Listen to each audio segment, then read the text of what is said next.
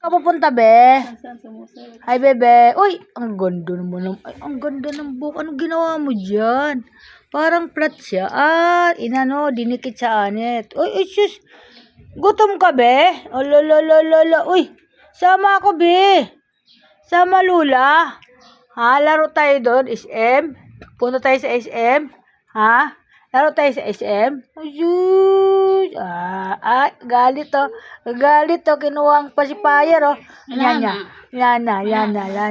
Ayan, ang apo ko. Aalis daw siya. Kakain sa labas. Kasi na yung damit. Ayan, oh, diba? Oh, anak ko. Hoy, bebe. Halika dito, bebe. Halika dito, bebe. Halika. Dito. Uy, harap dito. Ay, nako. Halika dito, dali. Halika, dali. Kakain ka sa labas, be. Pasalubong, be, ah. Bebe. Harap dito, dali. Uy, harap ko dito. Ay, nako si Ila. Ila, saan ka punta? Ila. Oh, papa, oh. May papay ako. Papay, bebe. Papay. Halika dito, nene. Halika. Ay. Dito, dali. Harap dito, dali. Hey, sus, ang layo mo naman. Oh, andun ang apo ko. Sunod. Yan. Aalis sila. Mamamasyal. Maglalaro sa SM. Yan. Oh, di ba? Oh, ay, ano pala. Asan na yung ano ko? Bigay mo kay Binos. Yung 1,000. Yan, may utang pala ako, hindi ko alam. Oh, 27 pala ngayon, bayaran kay Roma. Ngayon, pinaalala sa akin kanina, hindi ko alam yon. Bebe. Ay. Akala ko, panggastos ko na yung 1,000 ko para mamaya. Yung pala, pambayad ko pa pala to. Kaya, ayan. Magbubuklat ako sa aking wallet na 1,000 na lang ang laman, mga bossing. Ayan, oh, talagang 1,000 na lang to. Ayan, oh, tinan mo. O, Roma, ibigay mo na sa kanya, ikaw na magbigay. Oh, diba? Oh, kawawa naman si Nanay Linda. Wala ng pera sa kababayad ng utang. May pagbaba. Kasi baka kalimutan ko na naman to.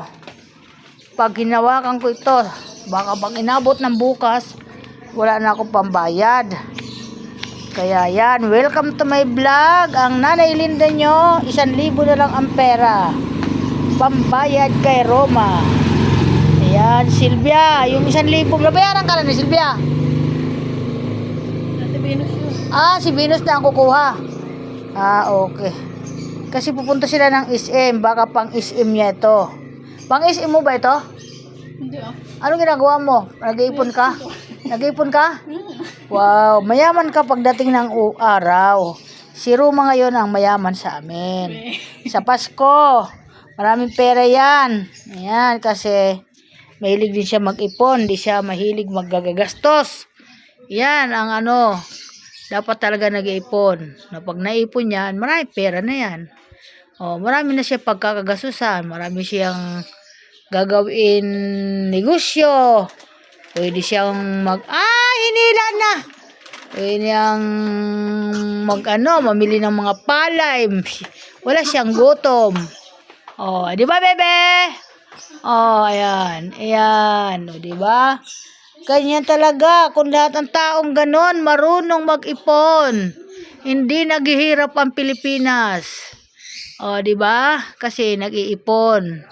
Ayan talaga maganda yung nag-iipon. So, welcome to my vlog.